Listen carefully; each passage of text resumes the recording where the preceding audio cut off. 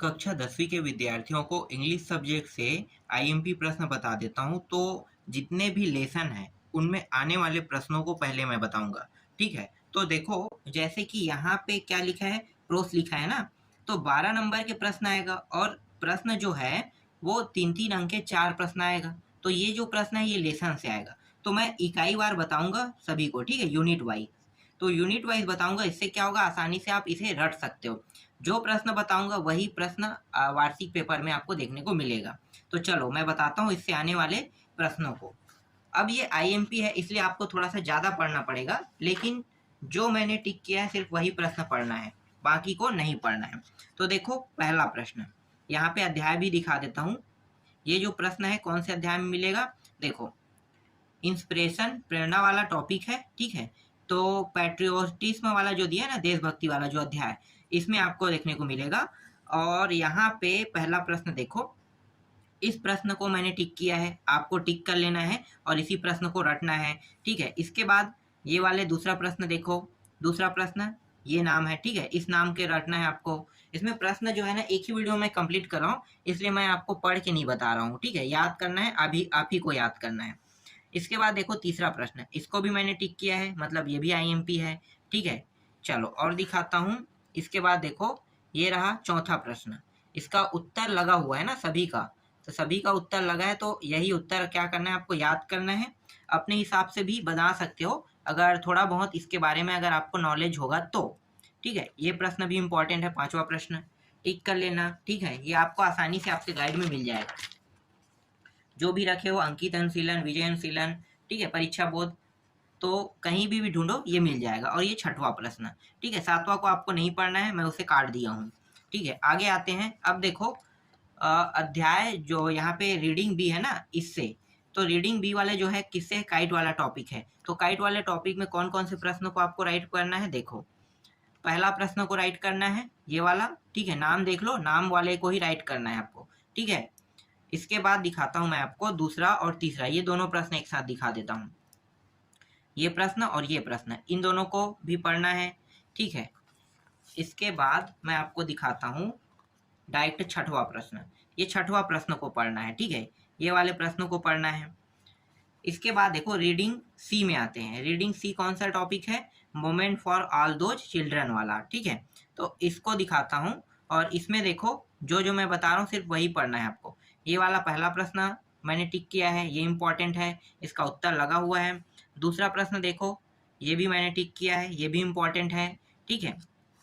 इसके बाद देखो ये वाला भी आपको देखना है, इसका भी उत्तर यहाँ पे लगा हुआ है, तीसरा प्रश्न। फिर देखते हैं इसमें और है क्या, नहीं बस इतना ही। देखो इतने सारे फालतू प्रश्न दिए हुए हैं। चौथा ये प्रश्न नहीं आते ना, ये आठवां जो लिखा है, आठवां तक के ना नहीं आएगा ये प्रश्न, इसको आपको नहीं पढ़ना, इसलिए जो टिक करने के लिए कह रहा हूँ वही बस आप टिक करना। और इसके बाद ये वाले प्रश्न को देखना, ठीक है। ये अध्याय भी मैं दिखा देता हूँ, देखो ये लेसन 2 है, ये वाले लेसन में देखना, ठीक है। चलो मैं दिखाता हूँ। इसके बाद यहाँ पे आपको ये वाला प्रश्न देखना है, ठीक है, ये इंपॉर्टेंट है, इसका उत्तर मैं दिखाता हूँ, ठीक है, ये पूरा दिखाई दे रहा है। आगे दिखाता हूँ दूसरा प्रश्न, देखो ये रहा दूसरा प्रश्न और इसका उत्तर भी यहाँ पे लगा हुआ है। इसके बाद इसमें भी बहुत सारे फालतू प्रश्न दिए हुए हैं। डायरेक्ट आ जाते हैं दूसरा के बाद नौवां प्रश्न, देखो नौवां प्रश्न का उत्तर भी मैंने लगा दिया यहाँ पे, ठीक है। इसके बाद 10वां प्रश्न, हो सकता है तो आप लोग नोट्स बना के रख लो या किसी बुक में इसे लिख के रख लो, मतलब टिक करके रख लो, ठीक है, बुक में, यही प्रश्न एग्जाम में आएगा। ये वाला प्रश्न इंपॉर्टेंट है, इसका सॉल्यूशन मैं दिखाता हूँ, ठीक है। आधा हो गया, कहाँ तक के, ये यहाँ तक के गया है, ठीक है, इस तरह से, और कुछ हिस्सा यहाँ पे है, ठीक। चलो आगे देखते हैं। इसके बाद देखो रीडिंग बी में आते हैं, इसमें भी 3 रीडिंग में है ना, रीडिंग बी। तो रीडिंग बी वाले में देखो एक्सक्लूसिव लिखा हुआ है। चलो आगे दिखाता हूँ, इसी अध्याय में आपको मिलेगा। इसमें प्रश्न कौन सा इंपॉर्टेंट है, इसमें सिर्फ एक प्रश्न इंपॉर्टेंट है, सिर्फ एक प्रश्न, ये वाला बस, ठीक है। दूसरा बस को आपको देखना है, ठीक है, यही बस राइट है, यही वाला प्रश्न बस आएगा, ठीक है, आएगा तो संभावना है ये भी। इसके बाद ये जो देखो ये वाला ठीक है, ये रीडिंग सी है। तो जब इस वाले अध्याय को देखोगे तो इसमें बहुत सारे ना फालतू प्रश्न दिए हुए हैं। जो आने वाले प्रश्न है वो सिर्फ एक प्रश्न है, इसमें सिर्फ एक प्रश्न आपको पढ़ना है इस अध्याय से, ये वाले प्रश्न को। ठीक है, ये वाला बस इम्पोर्टेंट है, बाकी को आपको नहीं पढ़ना है। फिर इंक्लूजन में आ जाते हैं। देखो इसमें, ठीक है, इस वाले अध्याय में कौन कौन से प्रश्न इंपॉर्टेंट है। तो जब इसमें जब अगर टिक करोगे, ठीक है, रीडिंग ए है ना ये भी, तो रीडिंग ए में जब आपको आप टिक करोगे तो देखो कौन कौन से प्रश्न टिक करोगे। ये वाले प्रश्न को आपको पढ़ना है, ठीक है। दूसरा प्रश्न देखो, इसको पढ़ना है, इसका भी उत्तर यहाँ पे लगा हुआ है। फिर तीसरा प्रश्न दिखाता हूँ, ये रहा तीसरा प्रश्न, इसका भी उत्तर लगा हुआ है। फिर चौथा प्रश्न देखो, ये वाला, ठीक है, ये रहा। पांचवा को आपको नहीं पढ़ना है, जो प्रश्न मैंने राइट किया सिर्फ वही प्रश्न पढ़ना है। इसके बाद आते हैं रीडिंग बी में आते हैं, ठीक है। रीडिंग बी को देखो, तो रीडिंग बी में ये नाम रहेगा और मैं आपको डायरेक्ट यहाँ पे प्रश्न दिखा देता हूँ। पहला प्रश्न इंपॉर्टेंट है, इसका उत्तर दिखाता हूँ, ये रहा इसका उत्तर, ठीक है। इसके बाद देखो दूसरा प्रश्न इंपॉर्टेंट है, टिक करके रख लेना किसी में, ठीक है, ये प्रश्न आएगा एग्जाम में, ये इंपॉर्टेंट है। तीसरा को आपको नहीं पढ़ना है, चौथा भी नहीं पढ़ना है इसमें से, और इसमें और भी दिया नहीं पढ़ना है, लेकिन यहाँ पे एक प्रश्न दिया है, ये वाला देखना है, ठीक है, ये वाला बस इंपॉर्टेंट है और कोई इंपॉर्टेंट नहीं है, ठीक है। आगे बढ़ते हैं। इसके बाद देखो ये रीडिंग सी है, ठीक है, लेसन 3 का रीडिंग सी। तो रीडिंग सी में आपको कौन कौन से प्रश्न पढ़ना है, ये पहला प्रश्न, ठीक है, ये पहला प्रश्न है, ये दूसरा प्रश्न है, ये दोनों इंपॉर्टेंट है, ठीक है, 2 प्रश्न इंपॉर्टेंट हो गया। और ये सॉरी, ये तीसरा भी इंपॉर्टेंट था, तीसरा प्रश्न भी इंपॉर्टेंट है, इसका भी उत्तर मैं आपको दिखा देता हूँ, ये रहा, ठीक है, तीसरा इंपॉर्टेंट है और चौथा प्रश्न भी इंपॉर्टेंट है इसमें, और एक और प्रश्न है ये पांचवा, ठीक है, ये भी इंपॉर्टेंट है। और है क्या, हाँ यहाँ पे और है, ये दोनों प्रश्न इंपॉर्टेंट है, छठवां भी इंपॉर्टेंट है, इसको भी देख लेना, और सातवां प्रश्न भी, ये भी इंपॉर्टेंट है, इसको भी देख लेना, ठीक है। अब आते हैं डायरेक्ट चौथा में आते हैं, ठीक है, चौथा लेसन। तो ये चौथा लेसन है, तो चौथा लेसन में देखो कौन कौन से इंपॉर्टेंट है।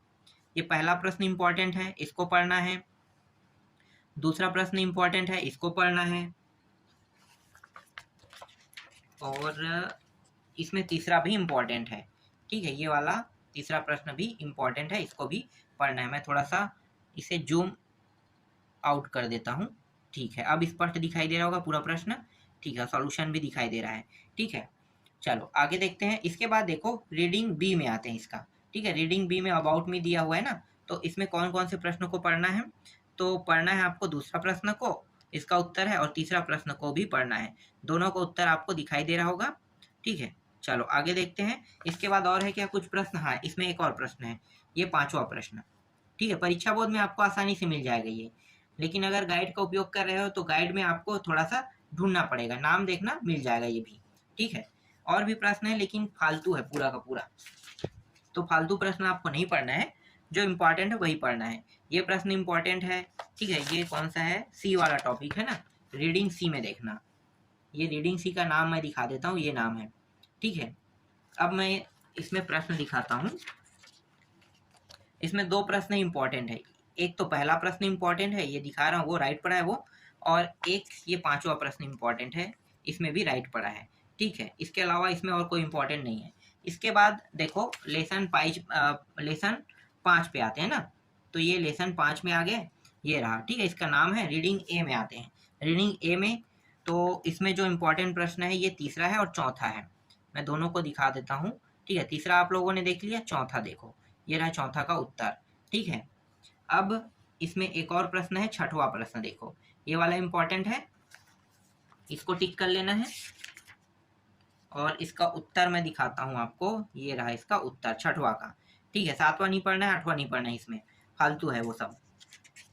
इसके बाद रीडिंग बी पे आते हैं, ये रीडिंग बी है, और रीडिंग बी में आपको पढ़ना है, ये दूसरा प्रश्न पढ़ना है, ये इंपॉर्टेंट है, ठीक है, ये वाला इंपॉर्टेंट है प्रश्न। इसके अलावा सातवां प्रश्न इंपॉर्टेंट है, इसका भी उत्तर लगा हुआ है, ठीक है। किसी में 2 प्रश्न इंपॉर्टेंट है, किसी में एक प्रश्न ही इंपॉर्टेंट है, लेकिन दिया बहुत सारे है ना, तो उतने सारे को नहीं पढ़ना है आपको। इसके बाद ये रीडिंग सी है, रीडिंग सी में देखो ये पहला प्रश्न इंपॉर्टेंट है, ठीक है, दूसरा प्रश्न इंपॉर्टेंट है, इसका भी उत्तर लगा है, तीसरा प्रश्न भी इंपॉर्टेंट है और चौथा भी इंपॉर्टेंट है। मैं चौथा को भी एक साथ कवर करता हूँ। ठीक है, ये रहा, चौथा प्रश्न भी इंपॉर्टेंट है, इसका भी उत्तर लगा हुआ है। इसके बाद बाकी तो बकवास है, सीधा आ जाते हैं 8वां प्रश्न में, और ये अंतिम प्रश्न है। ठीक है, ये 8वां प्रश्न है, इसका भी उत्तर लगा है, ये अंतिम प्रश्न है। तो इतने प्रश्न जब आप पढ़ोगे तो आपको 12 अंक मिलेगा। अब 12 अंक के लिए मैंने बहुत सारे प्रश्न छोड़ दिया है ना, तो छोड़ दिया हूं तो आपको सबको नहीं पढ़ना है, जो आएगा वही चीज मैं बता रहा हूँ, वार्षिक पेपर में यही सब प्रश्न आएगा। हाँ, हालांकि मैं ये नहीं कह सकता कि अर्धवार्षिक पेपर में आएगा ये प्रश्न, लेकिन वार्षिक पेपर में मैं क्लियर हूँ कि ये प्रश्न आएगा। पिछले साल भी मैंने बताया था और पूरा का पूरा फंसा था ना, तो इसलिए इस साल भी जो मैं बता रहा हूँ, अगर उसके हिसाब से तैयारी करोगे तो काफी अच्छा नंबर आएगा।